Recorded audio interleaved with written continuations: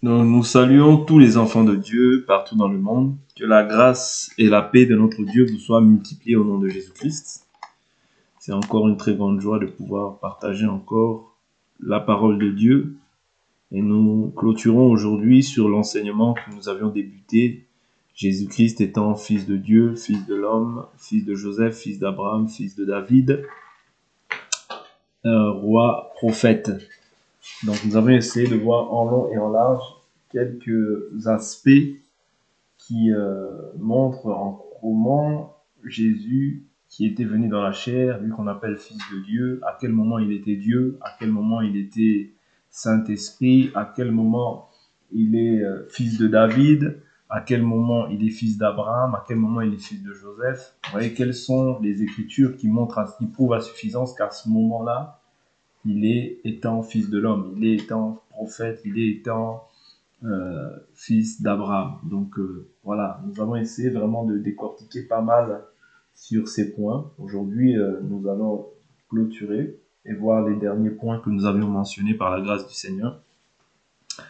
Je pense que nous avions déjà mentionné quelques points: fils de Dieu, prophète, le Père, Jésus étant aussi Saint-Esprit.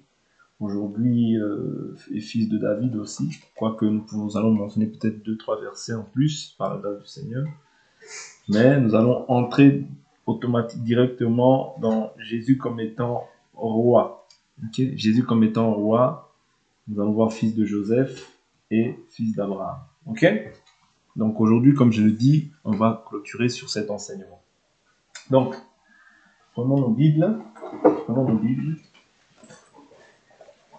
Et nous allons commencer. Alors, prenons nos Bibles, on va commencer. Quand nous prenons Jésus-Christ comme étant fils d'Abraham, c'est par rapport à la foi. De même, nous aussi, les enfants de Dieu, nous sommes appelés fils d'Abraham par rapport à la foi. Ok? Par rapport à la foi. Dès lors où nous avons placé notre foi en Jésus-Christ, nous sommes déclarés d'office fils d'Abraham. C'est-à-dire que toutes les promesses aussi qui avaient été faites à Abraham s'accomplissent aussi en Jésus. C'est-à-dire toutes les bénédictions, toutes les grâces qui avaient été faites à Abraham s'accomplissent en Jésus. Voilà pourquoi quand nous entrons en Jésus, nous sommes héritiers de Dieu et co-héritiers avec le Christ. Nous sommes appelés amis de Dieu. Parce que Dieu avait appelé Abraham ami. Ouais. C'est-à-dire qu'aujourd'hui, nous sommes amis de Dieu à cause de la foi. D'accord? Dès lors où nous avons cru en Jésus-Christ, nous sommes déclarés fils d'Abraham aussi. Ça, c'est pas moi qui le dis, je prends les Écritures. Je prends Galates, rapidement, prenons les Écritures. Prenons le livre de Galates. Galates au chapitre 3. Galates. Alors, je prends rapidement les Écritures parce qu'après, on va marcher un peu vite aujourd'hui par la grâce du Seigneur. Galates 3. Je prends le verset 10. Je prends un peu plus haut même au verset 6. Ainsi Abraham crut Dieu et cela lui fut compté comme justice. Reconnaissez-le donc, ceux qui ont la foi sont fils d'Abraham. Aussi l'Écriture prévoyant que Dieu justifierait les païens par la foi, a d'avance annoncé cette bonne nouvelle à Abraham: toutes les nations seront bénies en toi. De sorte que ceux qui ont la foi sont bénis avec Abraham, le croyant. Voilà pourquoi on l'appelle Père, le Père de la foi. Tous ceux, en effet, qui dépendent des œuvres de la loi sont sous la malédiction, car il est écrit: maudit soit quiconque n'observe pas tout ce qui est écrit dans le livre de la loi, pour le mettre en pratique. Et que nul ne soit justifié devant Dieu par la loi.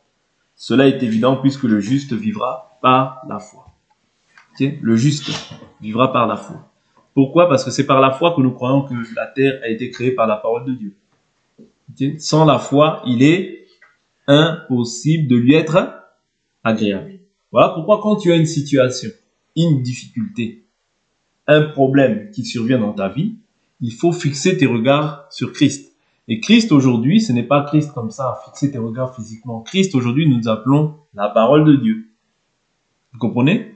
Parce que notre foi à nous est basée sur ce qui est écrit. Ok? Voilà pourquoi le problème, les difficultés du siècle présent, nous savons qu'elles ne sont pas comparables à la gloire à venir. Et nous savons que la Bible dit plusieurs malheurs, comment? Font quoi? Atteignent le juste. Mais de tous, l'Éternel l'en délivre. Vous comprenez? C'est-à-dire, c'est ça la foi que nous confessons. C'est-à-dire que tu dois toujours positiver. Voir Dieu même lorsque tout ne va pas. Lorsque tout va mal. Lorsque le portrait est sombre. La chose que tu vois est sombre. Toi, vois toujours la main du Seigneur au travers de sa parole. Ok? Voilà pourquoi la Bible nous dit Abraham espérant au-delà de toute espérance. Ouais. Il espéra au-delà de toute espérance. Est-ce que vous comprenez? Tu espères au-delà de toute espérance. C'est-à-dire quand il n'y a plus d'espérance, quand le tableau est sombre, quand tu te dis ah moi pour aujourd'hui c'est terminé, il n'y aura plus rien. Il faut que tu espères encore au-delà de toute espérance. Vous comprenez? C'est ça la foi du chrétien. Christ aujourd'hui, nous ne disons pas Christ comme ça. Voilà pourquoi nous ne faisons pas d'image taillée. Vous voyez, pour nous prosterner devant cela. Nous nous prosternons devant cette parole. Nous nous prosternons devant la parole de Dieu. Vous comprenez? C'est ça, c'est sur ce fondement-là que nous sommes établis, fondés, édifiés. Okay? Donc il n'y a pas un autre fondement. Donc tous ceux qui ont la foi sont automatiquement classés fils d'Abraham. D'accord? Et Christ, or la loi, bon, voilà, verset 13. Christ nous a rachetés de la malédiction de la loi, étant devenu malédiction pour nous, car il est écrit, maudit soit quiconque est pendu au bois. Afin que pour les païens, la bénédiction d'Abraham se trouve en Jésus-Christ. Ouais, pour les païens, la bénédiction d'Abraham se trouve en Jésus-Christ. Qui sont les païens? Nous. Ouais, nous sommes les païens qui avons cru par la grâce du Seigneur. Et que par la foi, nous recevions la promesse de l'Esprit. Ouais. Par comment? Par la foi, nous recevions la promesse de l'Esprit. C'est-à-dire, quand tu reçois l'Esprit, c'est une promesse qui avait été faite déjà au préalable. Quiconque croit sera sauvé. Et qu'est-ce qui atteste maintenant que tu es sauvé? C'est le fait que Dieu vienne sceller cette parole-là par son esprit qui habite en toi. Okay? Parce que tu as cru, tu es déclaré fils d'Abraham. Et du fait que tu es fils d'Abraham, tu as la foi. Et du fait que tu as la foi, tu es maintenant scellé du Saint-Esprit. C'est le gage de notre héritage. Ouais? C'est le gage, c'est un gage. Okay? Dieu s'engage à déclarer que toi, tu es mon enfant. Ouais. Et Dieu ne se répond ni de son appel, ni de son don, ni de son appel. Verset 15, il dit, frère, je parle à la manière des hommes, quand un testament est établi en bonne forme, bien que fait par un homme, personne ne l'abolit ou n'y fait d'adjonction. Or, les promesses ont été faites à Abraham et à sa descendance. Il n'est pas dit et aux descendances comme s'il s'agissait de plusieurs, mais comme à une seule et à ta descendance, c'est-à-dire à Christ. Vous voyez, donc là, nous sommes héritiers, okay, déclarés fils d'Abraham par la foi en Jésus-Christ. D'accord? Je continue, Luc, je prends quelques écritures dans Luc 19, toujours pour fils d'Abraham. Luc 19, nous avions vu Zachée. Ouais. Jésus lui dit, aujourd'hui le salut est venu pour cette maison. Luc 19, 9. Aujourd'hui le salut est venu pour cette maison parce que celui-ci est aussi un fils d'Abraham. Car le Fils de l'homme est venu chercher et sauver ceux qui étaient perdus. Donc là, il le mentionne fils d'Abraham, c'est par rapport à la foi. Le fait qu'il a cru, ok, il est automatiquement, comme je vous l'ai dit tout à l'heure, déclaré fils d'Abraham par la foi.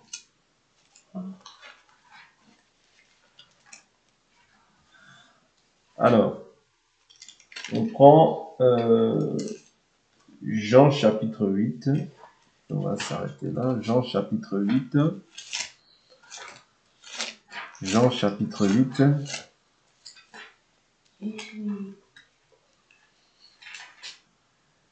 Alors, Jean 8.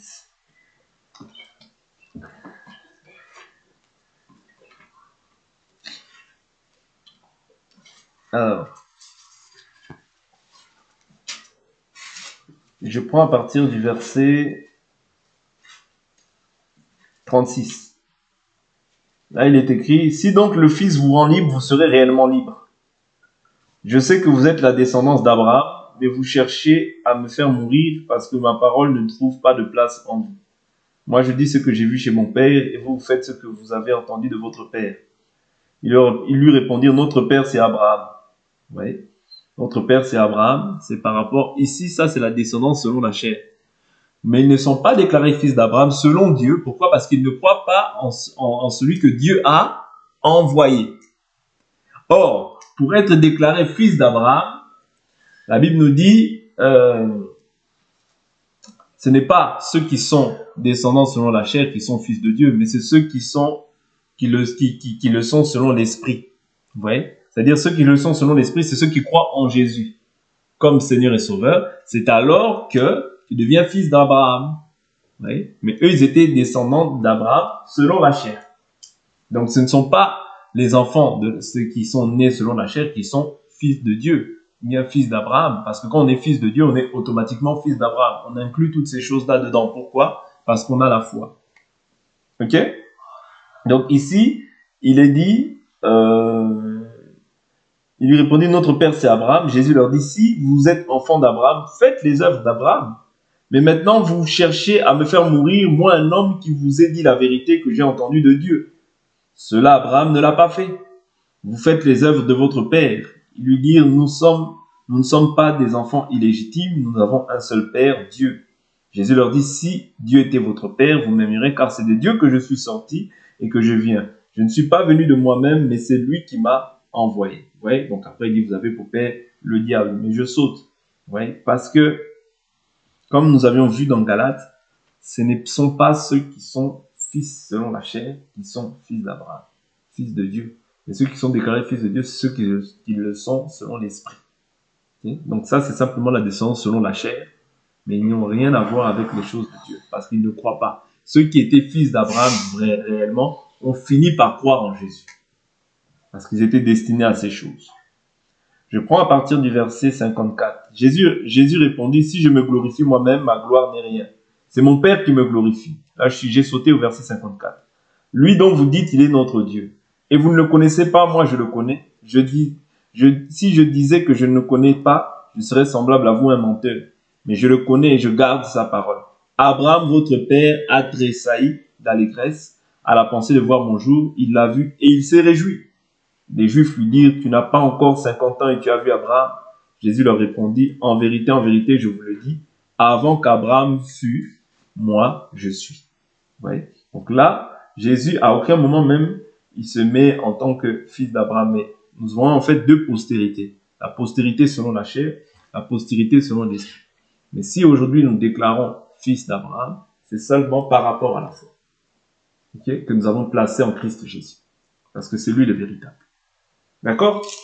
Donc ça, c'est par rapport au fils d'Abraham. Je prends une dernière écriture, peut-être qui va nous aider. 3. Voilà. Je prends Acte 3, verset 25. Vous êtes les fils des prophètes et de l'alliance que Dieu a traitée avec nos pères, en disant à Abraham, toutes les familles de la terre seront bénies en ta descendance.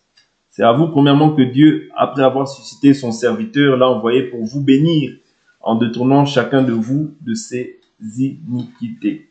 Donc, vous connaissez l'alliance qui avait été faite à Abraham, à sa descendance, Isaac et Jacob, et les 12, et puis après à la multitude, c'est-à-dire à la descendance selon la chair. D'accord? Donc nous sommes, nous maintenant, déclarés fils de Dieu par la foi en Jésus. Ok? Très important de savoir ces choses-là. Je prends un dernier verset et je m'arrête là. Matthieu chapitre 22, verset 32. Je m'arrête là par rapport au fils d'Abraham. Matthieu 22, verset 32. L'Écriture nous dit quoi? Je prends à partir du verset 30. Il dit, car à la résurrection, les hommes ne prendront pas de femmes, ni les femmes de mâles, mais ils seront comme les anges de Dieu dans le ciel. Pour ce qui est de la résurrection des morts, n'avez-vous pas lu ce que Dieu vous a dit? Moi, je suis le Dieu d'Abraham, le Dieu d'Isaac et le Dieu de Jacob. Dieu n'est pas le Dieu des morts, mais des vivants. Ouais. Dieu n'est pas le Dieu des morts, mais des vivants. Pourquoi il dit vivants ici? Parce que ce sont des personnes qui, de leur vivant, ont cru en Dieu, ont eu une relation personnelle avec Dieu. Ce qui fait que même dans la mort, c'est-à-dire la mort ne peut pas les atteindre. Voilà pourquoi nous aussi nous croyons que du fait que nous avons cru, nous ne verrons pas la mort. Nous sommes passés de la mort à la vie, des ténèbres à la lumière, du pouvoir de Satan au pouvoir de Dieu. C'est ça l'espérance aussi d'un enfant de Dieu. D'accord? Prenons Jésus comme roi. Jésus comme roi. Il y a plusieurs passages qui en parlent. Prenons Jean chapitre 18. Jean 18. Jean 18. Je prends Jean 18 à partir du verset 29. L'Écriture nous dit, Pilate sortit donc pour aller vers eux et dit, quelle accusation portez-vous contre cet homme? Ils lui répondirent, si ce n'était pas un malfaiteur, nous ne te l'aurions pas livré. Sur quoi Pilate leur dit, prenez-le vous-même et jugez-le selon votre loi. Les Juifs lui dirent, il ne nous est pas permis de mettre quelqu'un à mort. C'était afin que s'accomplisse la parole que Jésus avait dite, pour indiquer de quelle mort il devait mourir. Pilate rentra dans le prétoire, appela Jésus et lui dit, es-tu le roi des Juifs? Jésus répondit, est-ce de toi-même que tu dis cela, ou d'autres te l'ont-ils dit de moi? On peut comprendre par là qu'il y a des gens qui disent, et il y a des gens qui ont la confirmation de ces choses. Bien d'autres l'ont dit. Ouais. Pilate répondit, moi suis-je donc juif? Ta nation et les principaux sacrificateurs t'ont livré à moi. Qu'as-tu fait? Jésus répondit, mon royaume n'est pas de ce monde. Donc dans tout royaume, il y a un roi qui gouverne. Donc là, il nous montre encore qu'il est roi. Parce qu'il nous montre qu'il est roi. Il dit, mon royaume n'est pas de ce monde. Oui? C'est-à-dire qu'il nous montre qu'il est roi. Ok? C'est-à-dire qu'il y a un roi, il y a deux types de royaumes. Il y a le royaume de ce monde, mais il y a le royaume d'en haut. Ou bien le royaume des cieux. Ouais? Deux royaumes.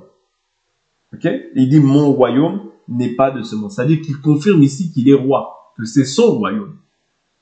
Ok? Si mon royaume était de ce monde, mes serviteurs auraient combattu pour moi afin que je ne sois pas livré aux Juifs. Mais maintenant, mon royaume n'est pas d'ici-bas. C'est-à-dire, n'oubliez jamais que si même toi, il t'arrive des problèmes par rapport à ta conduite, par rapport à ton comportement, c'est seulement pour ça. C'est-à-dire, tu dois savoir toujours que ton royaume n'est pas d'ici-bas. C'est ce qui te permettra et qui te donnera la force de pouvoir te comporter comme un enfant de Dieu. Comme un enfant du royaume. Parce que toi aussi, du fait que tu as Christ en toi, tu es aussi roi. Tu as aussi, c'est-à-dire la nature d'un roi. Tu n'es pas n'importe qui. Voilà pourquoi tu ne peux pas faire n'importe quoi. Parce que le roi des rois qui habite en toi a fait de nous aussi des dieux. Voilà pourquoi la Bible dit, j'avais dit, vous êtes des dieux, mais vous mourrez comme des hommes. Pourquoi Dieu? Parce que l'Esprit de Dieu habite en nous. Oui, mais pas des dieux qu'on adore.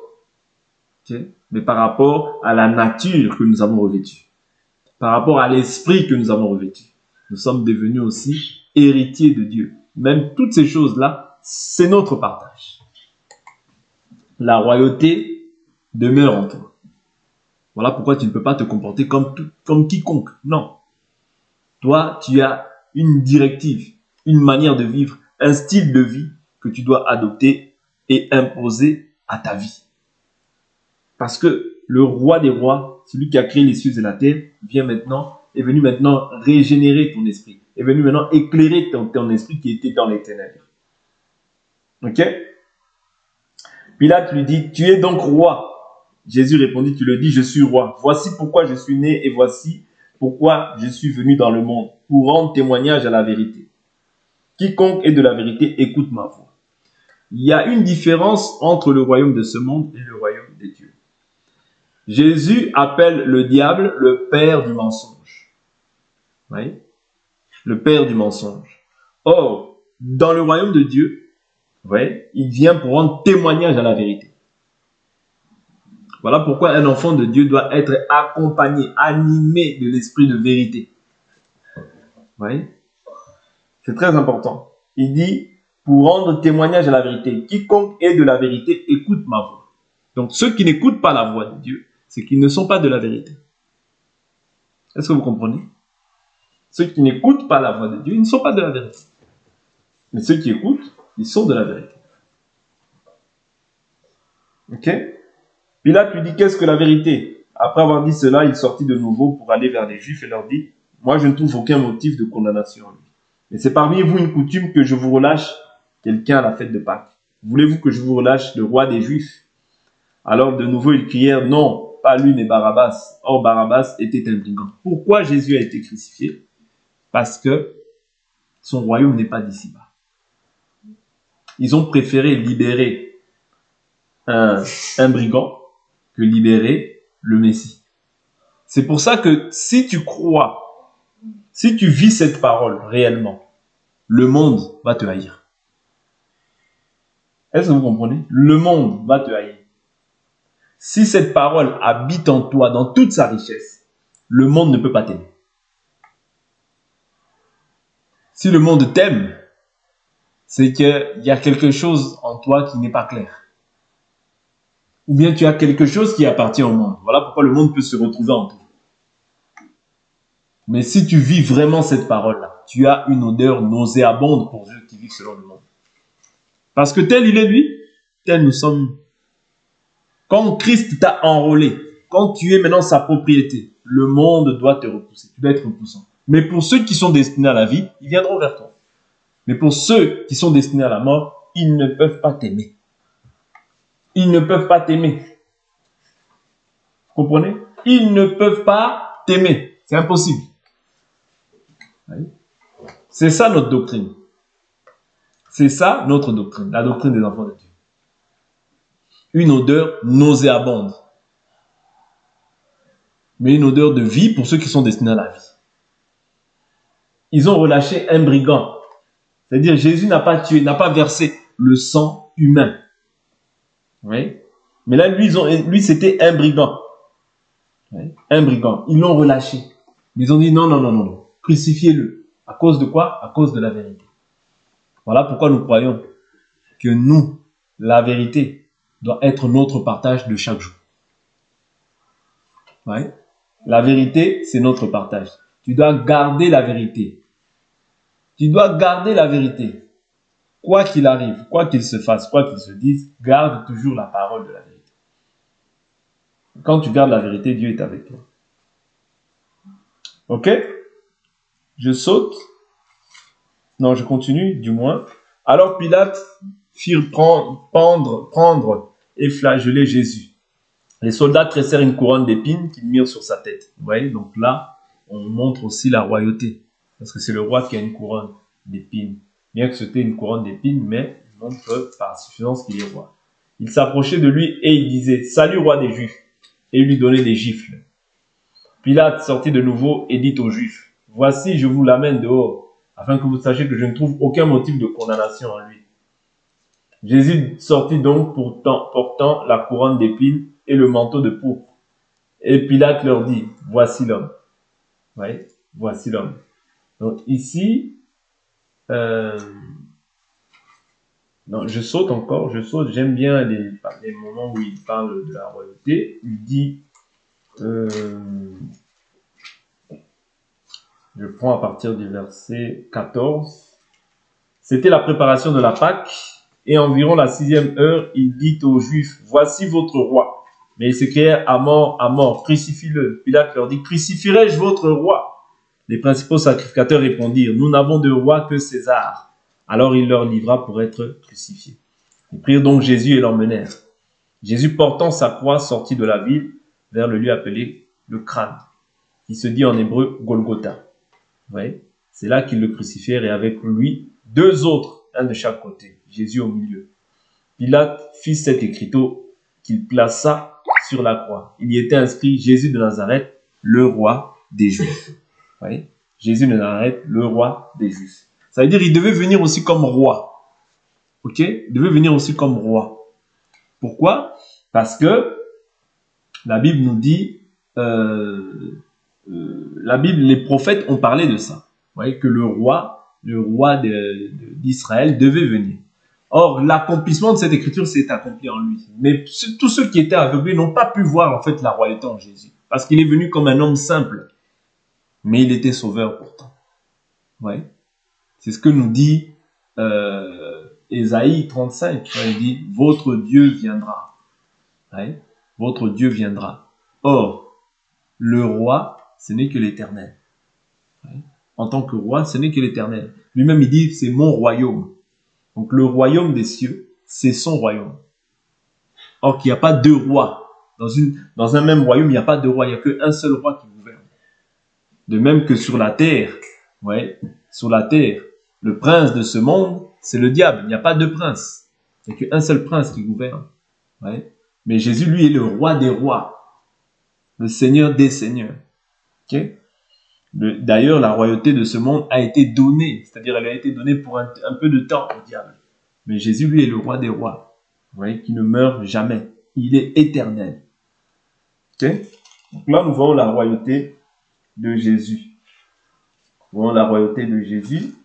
Nous allons voir rapidement pourquoi nous aussi nous l'appelons fils de Joseph. Okay? Fils de Joseph. Et il est roi aussi, comme j'ai dit par rapport au fait qu'il soit fils de David. Ça, on l'avait vu déjà.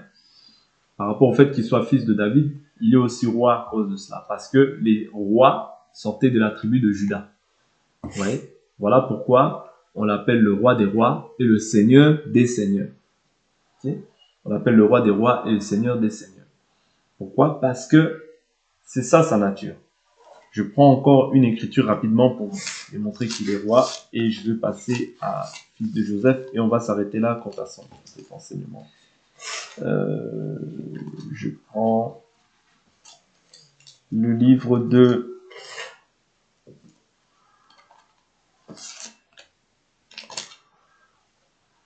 je prends le livre de Timothée. Je prends le livre de Timothée où il parle de Jésus comme étant roi. Oui. 1 Timothée chapitre 1 verset 17. Donc là, il est question de Jésus. Il dit au roi des siècles, immortel, invisible, seul Dieu, honneur et gloire au siècle des siècles. Amen. Ouais. Donc là, Paul le présente comme le roi des siècles, immortel, invisible, seul Dieu, honneur, gloire au siècle des siècles. Amen. Ouais, donc, le roi des siècles. Ouais, donc, c'est lui. C'est Jésus. Il n'y a pas un autre roi, il n'y a pas un autre Dieu, il n'y a pas un autre nom. Ok? Voilà. Voilà. Je prends maintenant rapidement quelques points par rapport à fils de Joseph. Donc, fils de Joseph, c'est par rapport à sa descendance. Ouais, c'est par rapport à la descendance selon la chair. Parce que, de même que Dieu doit, bien que Jésus n'est pas fils de Joseph en soi, il n'est pas fils de Joseph, parce qu'il a été engendré du Saint-Esprit. Ouais, il a été engendré du Saint-Esprit. Et Marie a trouvé grâce de mettre au monde le Messie. Parce que lorsque l'ange l'a visité, il lui dit, je te salue, toi à qui une grâce a été faite. Voilà, je te salue, toi à qui une grâce a été faite. Le Seigneur est avec toi. Ok? Donc c'est une grâce qui lui a été faite. Mais, comme Dieu respecte sa propre loi, c'est-à-dire que quand Jésus vient dans la chair, il doit aussi avoir un tuteur. Jusqu'au temps fixé par le Père. Ça, c'est ce que nous dit Galates. Ok? L'héritier, tant qu'il est enfant, bon, lui, il est né, en réalité, il est enfant, mais il est né roi. Ok? Mais néanmoins, il doit respecter aussi les préceptes que lui-même a fixés. C'est-à-dire les règles qu'il a même lui-même fixées. C'est-à-dire qu'un enfant, tant qu'il est enfant, il est sous la tutelle de son père. Voilà pourquoi il était appelé fils de Joseph. Quand on voit, par exemple, la descendance, on voit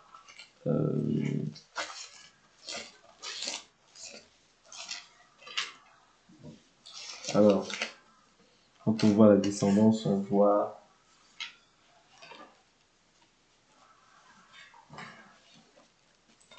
je prends rapidement quelques écritures et on va appeler ça Jean 6, 42. Jean 6, 42. Jean 6. Jean 6, 42. Alors, Jean 6, 42. Tu peux lire rapidement? Jean 6, 42. Oui. Jean 6, 42. Qui est? Bon, je lis rapidement. Il disait, celui-ci n'est-il pas Jésus, le fils de Joseph, lui dont nous connaissons le père et la mère? Comment donc dit-il, je suis descendu du ciel? Vous voyez, donc là, on le catégorise par rapport au fait qu'il soit fils de Joseph. Vous voyez, donc, mais il ne l'était pas. Et lorsque, généralement, on te catégorise par rapport à ta descendance selon la chair, il y a le mépris qui s'ensuit. Voilà pourquoi Jésus, souvent, lorsque on disait, n'est-il pas fils de Joseph, n'est-il pas fils de Joseph, qu'est-ce qui s'en suivait après? Il disait, un prophète n'est méprisé que dans sa patrie. Vous voyez, quand on peut voir Luc chapitre 4, on va voir ça rapidement. Luc 4, il dit, un prophète n'est méprisé que dans sa patrie. Voilà pourquoi, comme les gens étaient incrédules dans ces contrées-là, ils ne faisaient pas beaucoup de miracles. Ils ne faisaient pas beaucoup de miracles parce que les gens demeuraient incrédules. Ils le ramenaient toujours en fait à sa descendance selon la chair. Et c'est comme ça que beaucoup ont été achoppés. Luc chapitre 4 verset 24. Il leur dit encore Luc 4 verset 22. Et tous lui rendaient témoignage, admiraient les paroles de grâce qui sortaient de sa bouche et disaient, n'est-ce pas le fils de Joseph? Jésus leur dit, certainement, vous me citerez ce proverbe, médecin, guéris-toi toi-même. Tout ce qui s'est produit à Capernaum et que nous avons appris, fais-le ici dans ta patrie. Ouais, donc dans la patrie, il y a toujours l'aspect qui est lié au mépris. Ça, c'est comme ça. Quand Dieu va commencer à t'utiliser, on va te mépriser. C'est pas les autres qui vont te mépriser. Les autres vont peut-être reconnaître la grâce qui est sur toi. Mais dans ta patrie, là où tu es né, les gens vont toujours te mépriser. Ok? Ça, il faut le savoir. Donc c'est pour ça qu'il ne faut pas craindre quand tu es méprisé. Il leur dit encore, en vérité, je vous le dis, un prophète n'est bien reçu dans sa patrie. C'est la vérité que je vous dis. Il y avait beaucoup de veuves en Israël au jour d'Élie, lorsque le ciel fut fermé 3 ans et 6 mois, et qu'il y eut une grande famine sur tout le pays. Cependant, elle ne fut envoyée vers aucune d'elles, si ce n'est vers une femme veuve à Sarepta, dans le pays de Sidon. Il y avait aussi beaucoup de lépreux en Israël au temps du prophète Élisée. Cependant, aucun d'eux ne fut purifié, si ce n'est Naaman, le Syrien. Ouais, donc ici, il leur montre que, en quelque sorte, vous méprisez la grâce qui est au milieu de vous. Ok? En quelques termes, c'est ça. C'est-à-dire que lorsque c'est la descendance selon la chair, il y a toujours le mépris qui s'y attache. Parce qu'on te connaît. Parce qu'on t'a vu faire on t'a vu, on t'a connu. Vous voyez comment tu t'es comporté. Donc tout ça, ça met un frein aux gens. C'est-à-dire ça met un frein et les gens peuvent se dire, mais celui-là, qu'est-ce qu'il va nous apprendre? Celui-là, qu'est-ce qu'il va nous dire? Vous voyez? C'est ça. C'est-à-dire toujours, quand c'est dans la patrie, il y a toujours le mépris qui s'installe. Je prends un dernier point par rapport au fils d'Adam. Fils d'Adam, c'est toujours la même chose. Donc là, c'était vraiment la descendance biologique. Ok? La descendance biologique, c'était par rapport à Joseph. Si on peut dire cela, parce que nous savons qu'il n'est pas fils de Joseph. Ok? Parce que tout homme vient par ce canal-là. Mais lui, comme il était Dieu et qu'il devait nous racheter, il ne pouvait pas venir par le canal de la chair et du sang. Il est né de l'esprit. Ok? Mais pour autant, il était soumis à ses parents. Donc c'est important. C'est-à-dire qu'il y a certains points dans lequel nous voyons Jésus, Jésus nous montre comment est-ce qu'il faut être aussi vis-à-vis des parents. J'étais sûr. Quand on parle de fils d'Adam, je prends juste un verset et je m'arrête là. Fils d'Adam, je prends juste un verset, je crois que c'est dans Luc. Donc là, c'est pas la descendance, mais c'est l'ascendance. Ouais, parce que Adam, quand on remonte, fils de Dieu, fils d'Adam, fils de Dieu. Ok? Donc Adam, c'est par rapport à la descendance aussi, selon la chair. Parce que selon la chair, Adam est venu avant Jésus, selon la chair. Mais le Christ est éternel, le Christ est avant Adam. Est-ce qu'on comprend? Selon la chair, chronologiquement, Jésus est venu après Adam. Mais Christ est avant Adam, puisqu'il est son créateur. Mais Jésus est venu dans le temps fixé. Ouais, dans le temps fixé pour acheter l'humanité. Donc c'est l'ascendance. Ouais, quand on remonte, on voit Adam. Ouais, et Adam, fils de Dieu. Et Adam, c'est le premier, c'est-à-dire, c'est par Adam qu'est entré le péché dans le monde. Jésus-Christ aussi, quand on le prend comme fils d'Adam, il est le second Adam. Ok? Ça, c'est Romains chapitre 5, qui dit que par un homme, le péché est entré dans le monde. C'est aussi par un homme que la justification, nous a été donnée. Ça, c'est Romains 5, à partir du verset 12. Il dit, c'est pourquoi de même que par un seul homme, le péché est entré dans le monde, et par le péché, la mort, et qu'ainsi la mort a passé sur tous les hommes parce que tous ont péché. Car jusqu'à la promulgation de la loi, le péché était dans le monde, mais le péché n'est pas mis en compte quand il n'y a pas de loi. Cependant, la mort a régné depuis Adam jusqu'à Moïse, même sur ceux qui n'avaient pas péché par une transgression semblable à celle d'Adam, lequel est la figure de celui qui devait venir. Vous voyez, la figure de celui qui devait venir, ici on parle de Jésus. C'est-à-dire, c'est par Adam que le péché est entré dans le monde, et de même que le péché est rentré dans le monde par un homme, c'était par un homme aussi que Dieu devait relever l'homme. Ok? Par un homme. Parce que Adam, il y a Adam sans péché et il y a Adam sous la loi du péché et de la mort.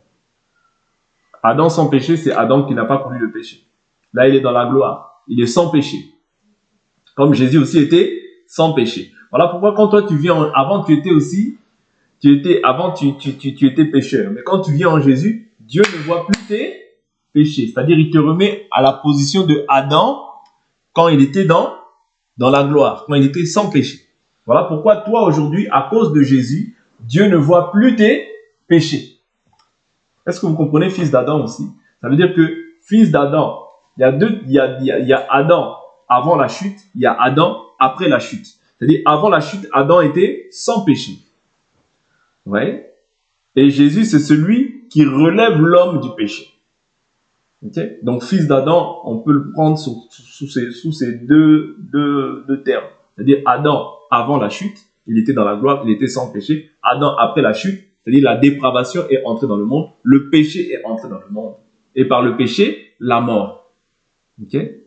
La mort a subsisté, a passé sur tous les hommes.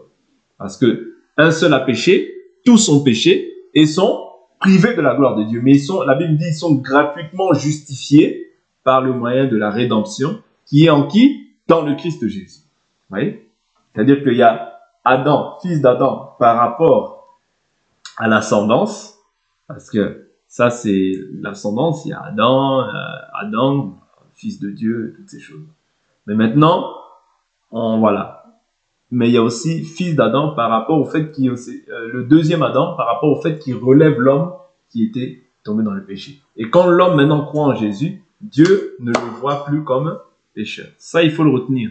Tu n'es pas un pécheur, toi qui as placé ta foi en Jésus-Christ. Tu es déclaré juste, même s'il s'avère que tu as manifesté une œuvre. Si tu te repens, Dieu pardonne. Et Dieu ne voit plus ton péché. Il efface. Oui. Bien sûr, il a effacé. Mais dans la marche, il y a des œuvres que nous pouvons manifester qui ne sont pas à sa gloire. Quand nous nous repentons, Dieu efface et tu n'es pas compté comme un pécheur. Ok?